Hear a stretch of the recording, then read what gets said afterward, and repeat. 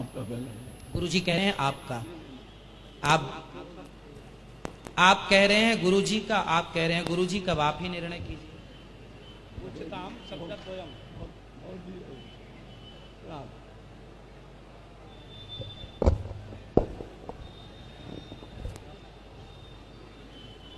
यावच्चिरन्तनमजं पुरुषं जरन्तं संचिन्तयामि सकले जगति स्फुरन्तं तावद्बलात् स्फुरति हन्त हृदन्तरे मे गोपस्य कोऽपि शिशुरञ्जन मुञ्जमञ्जुः।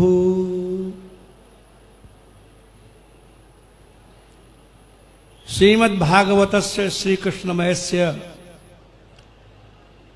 तथा विधे समारोहे यत्र 91,500 ब्राह्मणाः एककालावच्छेदेन पाठं क्रियमाणाः दृश्यन्ते,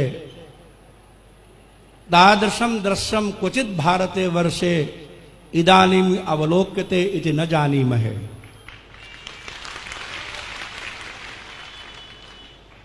अस्य यज्ञस्य प्रस्तोताराः सूत्रधाराः प्रणेताराः भगवत् प्रेमास्पदाः गुरुकृपावन्तः श्रीमन्तः विशिष्टाद्वैत सिद्धान्ते दीक्षिताः श्री गिरिराज शास्त्रिणः शिष्याः अस्मत्प्रेयांसः श्रीमन्तः अनिरुद्धाचार्याः अतीव वन्दनीयाः। अहमिदमिच्छामि यथा अनिरुद्धाचार्योऽपि किमपि आसनम् अधितिष्ठतु। नहीं, आसनम् आनीयतां भो, आसन दिखा, एक कुर्सी लाओ भैया। हाँ, ऐसे नहीं होता ना। अयम आदेशः।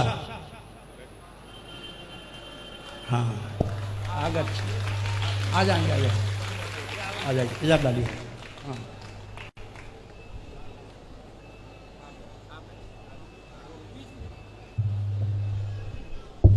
भवन्तः सर्वे श्रीमद्भागवत पारायण निष्ठाः ब्राह्मणाः समेषां विप्राणां पावन चरणेषु अहम् अतीव विनम्रतया प्रणमन् अतीव मोदम् अनुभवामि। यस्मिन् काले बले है यज्ञवाटं भगवान वामनः गतः, तदा बले है इदं वचनम् अतीव स्मरणीयं सर्वैः श्रोतव्यं च, यतो हि चमत्कारजनक भावना विषयार्थ शब्दता यावत् न भवति तावत् कस्मिन्नपि वाक्ये स्वारस्यं न भवति। गत सप्ताहे या घटना अघटित घटना घटिता तस्याः कृते अस्माकं चेतसि कश्चित् पश्चात्तापो नास्ति। एते तावत् मत्पार्श्वे विद्यमानाः वृद्धाः सन्ति, एभिरपि यदि उक्तं वार्धक्यतया अथवा अनवधानतया अथवा श्रीमते अनिरुद्धाय आशीर्वादं प्रेक्षमाणाः यदुक्तमेभिः तत्सर्वम् अस्माभिः सोढम्। यतो हि अधुनैव तावदेतेषाम् आयुः भवतां पुरस्तादेव परिगणिता, एष तावत् 86 वर्षदेशीयः वृद्धः अतीव पूज्यः एव। अतएव एतेषां विदुषां वृद्धानां पुरुषाणां यद् वचनं भवति तत् तावत् आशीर्वाद पक्षे एव स्वीकर्तव्यं, न तु तावत् निंदा पक्षे स्वीकर्तव्यम्। एतेषां मनसि अपि तावदेषा कल्पना भविष्यत्येव यत् तावत् उत्साहेन मया किमपि अवाच्यम् अवाचि, यद् न वक्तव्यमासीत् तदुक्तम् इति तावत् अवश्यमेव एतेषां हृदि भविष्यति इयं भावना। अत्र नास्ति सन्देह लेशोऽपि, यतो हि यत् पदार्थ विषयक भावनात्वं भवति तदेव चमत्कारजनकतावच्छेदकं भवति, और चमत्कारजनकतावच्छेदकत्वा भावे कस्यापि वाक्यस्य किमपि स्वारस्यं नास्ति इति शास्त्राणां निश्चयः एव अस्ति। विदुषाम् अयं स्वभावः न भवति यथा सर्वेषां दोषदर्शनं कुर्युः। विदुषाम् अयमपि स्वभावः न भवति यथा ते तावद् शास्त्रार्थम कुर्यु। शास्त्रार्थ शब्द से अर्थ का अस्ति शास्त्रस्य सम्यक् अर्थः शास्त्रार्थः।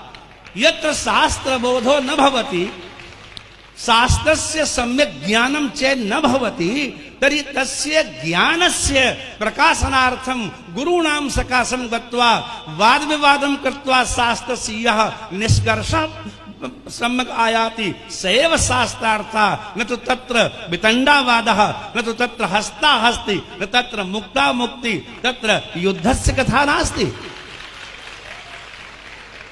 ये खलु शास्त्रार्थस्य अर्थं युद्धं मन्वते ते अज्ञानिनः एव। शास्त्रस्य अर्थः कः इत्येव विचारणा शास्त्रार्थ शब्दः। यदि नाम इत्थं न भवेत् तर्हि वाक्यता सिद्धिरेव न स्यात्। वाक्यं स्यात् योग्यता कांक्षा सत्ययुक्तः पदोच्चयः योग्यता च पदार्थानां परस्पर संबंधे बाधा भवः। यदा पदार्थानां कश्चित् ब्रूयात् देवदत्तः अग्निना सिञ्चति, देवदत्तः क्षेत्रम् अग्निना सिञ्चति, तो अग्नौ खलु सेक सामर्थ्यं नास्ति, तत्र दाह सामर्थ्यम् अस्ति। अतएव केवलं व्याकरण दृष्ट्या अत्र कर्ता अत्र क्रिया अत्र करणम् इदं वाक्यं पूर्णम् इति न। वाक्यं तदैव पूर्णतां गच्छति यदा तस्य कश्चित् अर्थः भवति, स एव शास्त्रार्थः भवति। अतएव अस्माकीना काचित् एषा भावना नासीत् यथा कस्यचित् अपमानः स्यात्। अपमानस्य कथा एव नास्ति। प्रियत्वात्, स्नेहित्वात्, आयुषः कनिष्ठत्वात्, अतीव यशस्वित्वात् तादृशे मञ्चे भवादृशाः चेत् किमपि शब्दं कथयन्ति येषां तावत् प्रमाणं दीयते तत् सर्वम् अस्माभिः पूर्वमेव श्रुतं वर्तते। नवीना काचित् वार्ता नास्ति। कर्पात्रि महाभागानाम् इदं प्रवचनम् अस्माभिः पूर्वमेव श्रुतमासीत्। कर्पात्रि महाभागैः सह अस्माकं सत्सङ्गः बहुकालं यावत् जातः। तत्र ते अनुवादं कुर्वाणाः सन्ति, केचित् इत्थं कथयन्ति, तत्र तात्पर्यं नास्ति। अतएव विवादस्य काचित् कथा नास्ति। एतेषां विप्राणां दर्शनम् अहं तु अतीव तुष्यामि। धन्यवादैः तावद् अनिरुद्ध महाराजम् अर्चयामः यथा एतेषां विप्राणां दर्शनम् एककालावच्छेदेन एभिः अकार्य। मया तावत् तादृशं दृश्यं बहवः अष्टोत्तरशतपाठाः भवन्ति।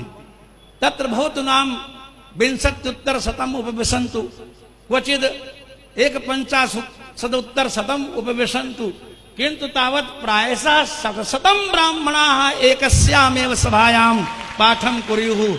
एतादृशी क्वापि तावत् सृष्टिः न दृश्यते अस्मिन् लोके। अतएव अद्य मे पितरस्तृप्ताः बलि कथयति, अद्य मे पितरस्तृप्ता, अद्य मे पावितं कुलम्, अद्य सृष्टः क्रतुरयम् यद् भवान् आगतो गृहान्। ये कितनी बड़ी बात है।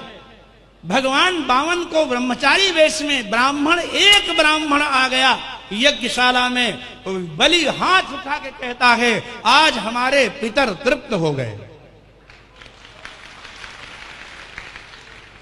और जिसके यहां इतने ब्राह्मण आ जाएं, उसके पितर किस लोक में गए होंगे, जरा विचार करो।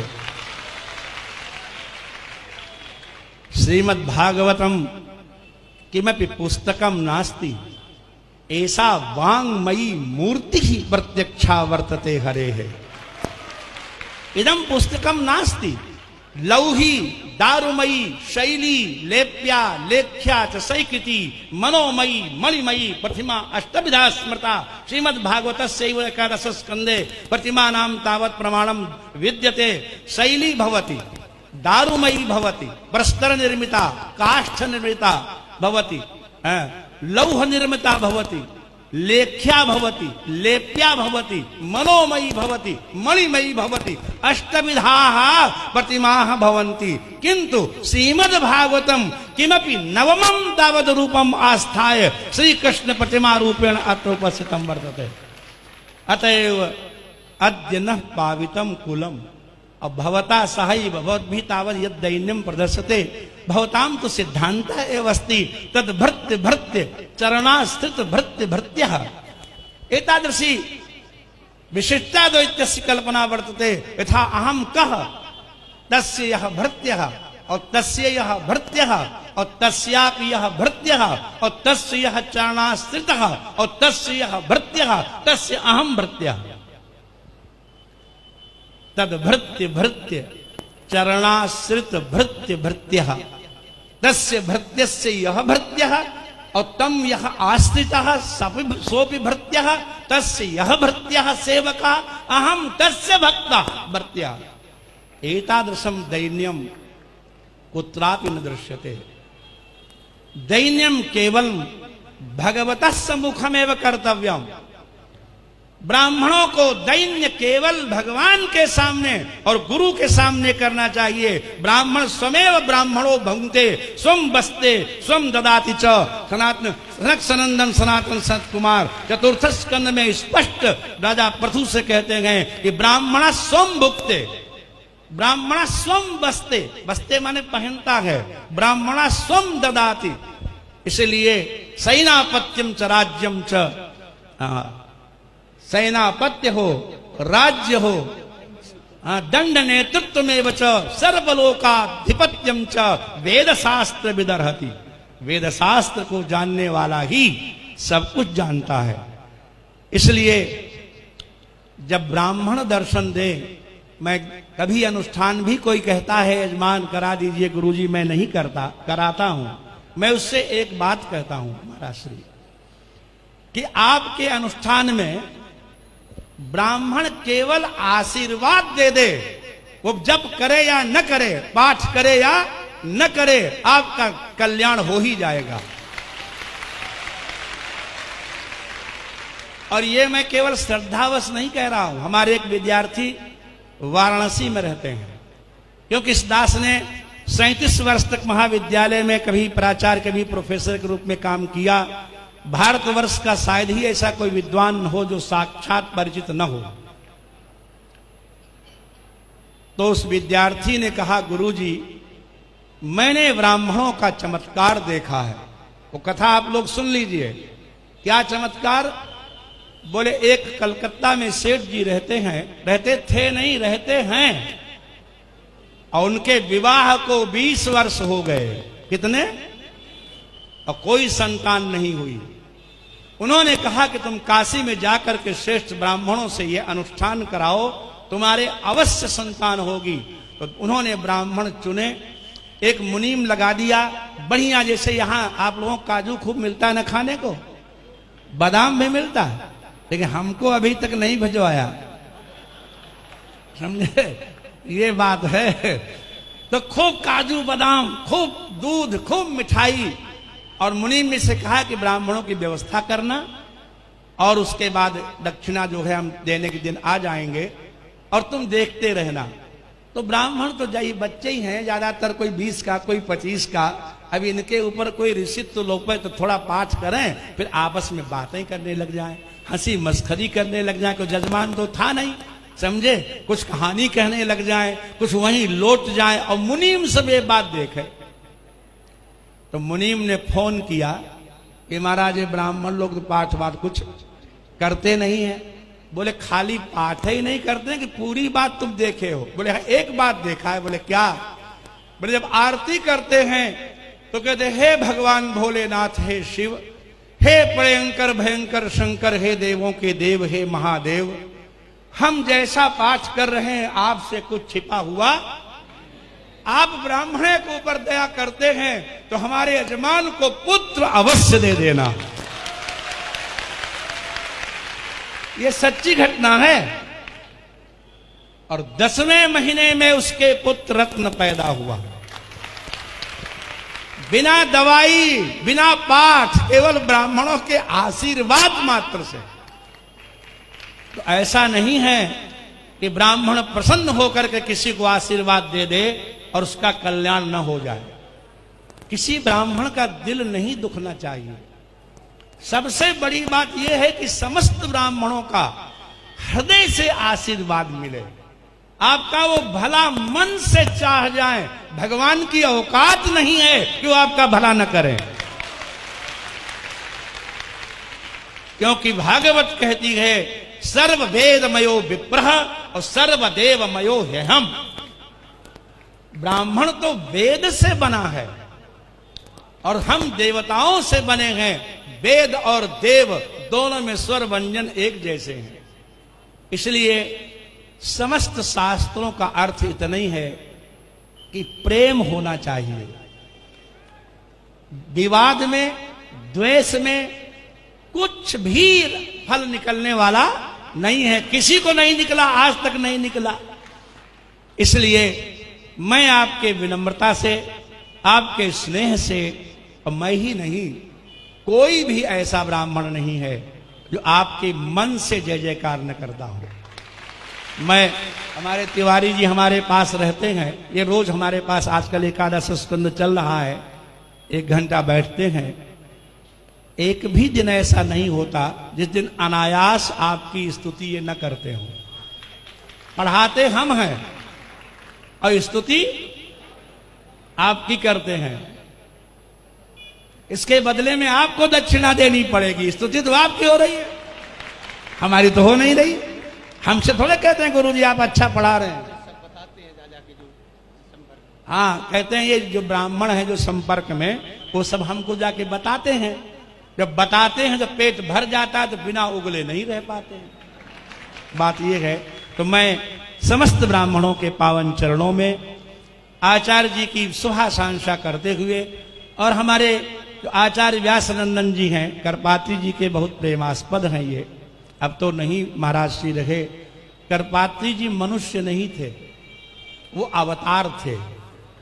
जिन्होंने उनको देखा होगा, संतों में 2 ही महापुरुष उत्तर भारत में हुए, एक परम पूज्य स्वामी करपात्री जी महाराज हरिहरानंद जी और दूसरे स्वामी घन्नानंद जी महाराज। आप लोग जो 2 खंडों में भागवत पढ़ते हैं गीता प्रेस की, वो टीका परम पूज्य स्वामी घन्नानंद जी की है। और ऐसी टीका अगर कोई व्यक्ति केवल गीता प्रेस की वो टीका पढ़ ले तो सारी टीकाएं संस्कृत की उसमें आ जाएंगी। ऐसा हो ही नहीं सकता कि किसी टीका का भाव वहां छूट गया हो। जहां जहां मैंने विद्वत गोष्ठियों में ये बातें, यहां तो क्या विद्वत गोष्ठी होती है आप जानते हैं जैसी होती है। विद्वत गोष्ठियां तिरुपति में होती हैं, काशी में होती हैं, यूनिवर्सिटियों में होती है। और वहां पर जब कुछ भागवत के अर्थों का प्रकाश करने का अवसर मिला तो बड़े बड़े विद्वानों ने पूछा कि आपने कौन सी टीका पढ़ी है। तो मैंने कहा मैं तो गीता प्रेस कर केवल पढ़ के आया हूं, मैंने तो संस्कृत टीका आद्योपांत आज तक कोई भी नहीं पढ़ी है। कोई कठिन श्लोक हो भले ही देख लें, सर्वज्ञ संसार में कोई नहीं। मैं ये दावा नहीं करता हूं कि कोई भी ऐसा अंश नहीं है जहां पर बिना टीका देखे, लेकिन टीका गुरु नाम गुरु, टीका गुरुओं की गुरु होती है। आप टीका देख करके नहीं लगा सकते, हम टीका देख के लगा सकते हैं। तो टीका गुरुओं की गुरु होती है और उसी के कारण मुनि ने प्रथम हरि कीर्ति गाई। जो टीकाकारों ने बताया, जो अर्थ बताया, हम लोग वही करते हैं। ब्राह्मण लोग अगर अपने घर में भी 1 अध्याय, 3 अध्याय, 11 अध्याय भागवत का पाठ अपने लिए भी करने लग जाएं, इस संसार में कलयुग में ही सतयुग आ जाएगा, इसमें कोई संदेह की बात नहीं है। इसी तरह से सत्र चलते रहे, अनुराधाचार्य जी की कीर्ति होती रहे। आप लोगों को खूब देखिए, एक बात सुनो, दुनिया में ऐसा कोई पेशा नहीं है जो जगत का कल्याण चाहता हो। हमारे एक मित्र हैं डॉक्टर, 2-3 साल पहले की बात, मैंने कहा डॉक्टर साहब ठीक हो ना? बोले कहाँ ठीक है? बोले क्या हो गया? बोले सीजन चौपट हो गया, मलेरिया तो चले ही नहीं। डॉक्टर चाहता है कि तुम बीमार पड़ो, चाहता है कि नहीं बोलो? वकील चाहता है तुम झगड़े में पड़ो। केवल ब्राह्मण चाहता है कि आपका कल्याण हो, आपकी जय हो, ताकि पाठ चलता रहे और काजू बादाम मिलता रहे। ब्राह्मण के अतिरिक्त कोई अपने यजमान का कल्याण नहीं चाहता। सारे पेशे वाले, बिजली वाला चाहता है आपका पंखा टूट जाए। बोलो चाहता है कि नहीं? बढ़ई चाहता है कि आपका सोफा टूट जाए, समझे? नाई चाहता है कि आप गंजे हो जाओ, हम नकली बाल लगाएंगे। केवल ब्राह्मण एक है, वो चाहता है कि आपका कल्याण हो, आपका मंगल हो, आपकी जय हो, आप लड़के बच्चों से भरे पूरे रहें, रोज यज्ञ होते रहें। जो भी यजमान वृंदावन धाम में पाठ करवा रहे हैं, एक और बात, हम तो झगड़े की ही बात करते हैं, तो एक और कर लें और वही करके बंद करें। प्रहलाद जी से नृसिंह भगवान ने कहा, यहाँ व्यास नंदन जी बैठे हैं इसलिए इनको भी हम पूछेंगे। बहुत से लोग कहते हैं कि त्रिसप्त भी पिता पूता पितृभि सहते नघ यस साधो से कुले जातो भवान वही कुल पावना। तो कुछ लोग अर्थ करते हैं कि त्रिसप्तभी, 3 को 7 से गुणा करो तो कितने होंगे? 21। तो 10 ऊपर की, 10 नीचे की और 1 आपकी। आप लोगों ने अर्थ कभी सुना है क्या? लेकिन मैं पूछता हूं, ऊपर 7 पीढ़ी हैं कहां? पहली पीढ़ी में है हिरण्यकश्यप, हिरण्यकश्यप के बाप कश्यप और कश्यप के बाप मरीचि। 3 ही पीढ़ी तो ऊपर हैं। फिर तो ब्रह्मा जी हैं, ब्रह्मा के पुत्र मरीचि, मरीचि के पुत्र कश्यप और कश्यप के पुत्र हिरण्यकश्यप। तो 7 ऊपर कहां से आए? इसलिए त्रिसप्तमी का अर्थ है ऊपर की 3 और आगे की 7। त्रिसप्तभि पिता पूतः पितृभिस्सहते नघ यत्साधेव से कुले जातो भवान वै कुल पावना। ये अर्थ स्वारसिक है। अब इस पर टीकाकार कोई कहे कि नहीं 3 ऊपर 7 ऊपर की 7 नीचे की, हम थोड़ा मानेंगे। हम स्वयं टीकाकार बनना चाहते हैं, हम कैसे मान लेंगे? सब बात नहीं, क्योंकि आप बताइए 7 ऊपर की कौन? ऊपर 7 है ही नहीं। प्रहलाद के बाप कौन है? हिरण्यकश्यप। हिरण्यकश्यप बाप कौन है? कश्यप। कश्यप के बाप कौन है? मरीचि। और मरीचि के बाप तो साक्षात ब्रह्मा जी हैं, वो तो भगवत देव में आते हैं। 3 ही पीढ़ियां मुक्त होंगी ऊपर की और 7 पीढ़ी नीचे की। जरा सोचो, जिन यजमानों ने यहां पाठ रखा है, अभी हम तर्पण करके यमुना जी में आए हैं, हमारे आचार्य ने किया पिता, पितामह और वृद्ध पितामह और प्रपितामह। पिता, पिता के बाद पितामह, प्रपितामह और वृद्ध प्रपितामह, माने 3 ऊपर जाते हैं।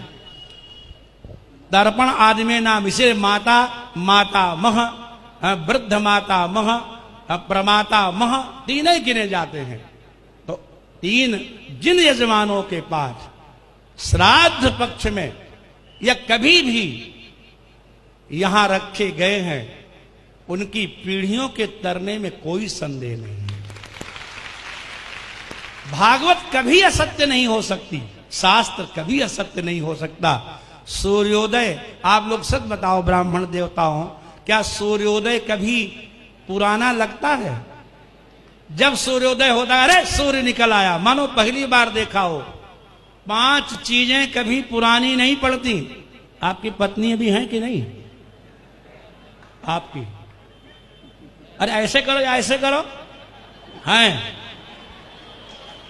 तो जितनी पहले दिन अच्छी लगती थी उतनी लगती है कम।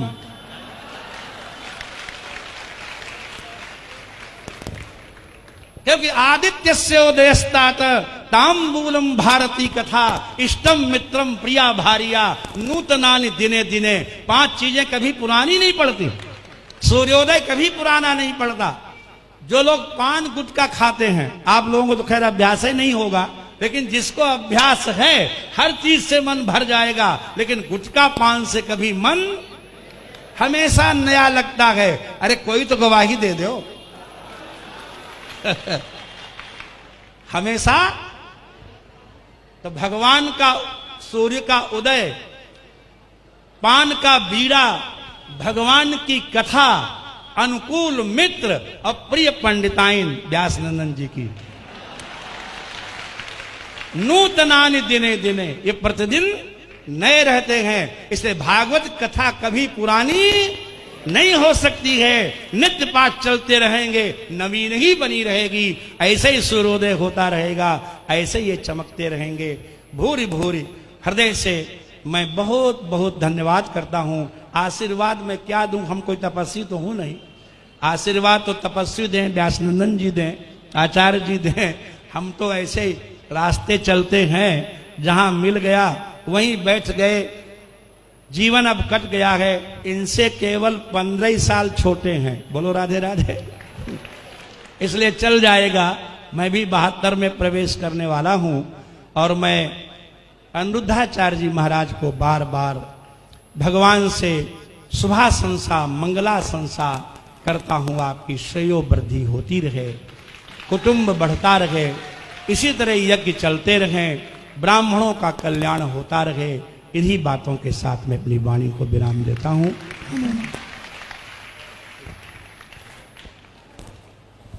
अब दिव्य वाणी हमने गुरु जी की श्रवण की, जो अत्यधिक गूढ़